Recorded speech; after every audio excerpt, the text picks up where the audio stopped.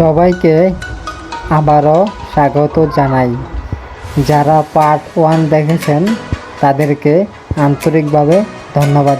আজকের পার্ট 2-এ আমরা আগের যাত্রা থেকে আরও সামনে এগিয়ে যাব। সামনে অপেক্ষা করছে আরও মনোমুগ্ধকর পাহাড়, আঁকাবাঁকা মহাসড়ক, সবুজ বনভূমি এবং প্রকৃতির কিছু দৃশ্য যা সবাইকে মুগ্ধ করে তুলবে। চলুন দেরি না করে আবারও যাত্রা শুরু করা যাক। আমাদের গাড়ি ধীরে ধীরে এগিয়ে চলছে খাগড়াছড়ির দিকে। চারপাশে যত দূর চোখ যায় শুধু সবুজ আর সবুজ।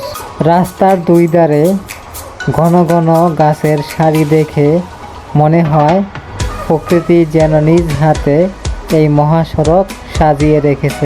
এই মহাসড়কের সৌন্দর্যই হলো আঁকাবাঁকা পথ। প্রতিটি বাঁক পেরোলেই চোখের সামনে ভেসে ওঠে নতুন কোনো দৃশ্য।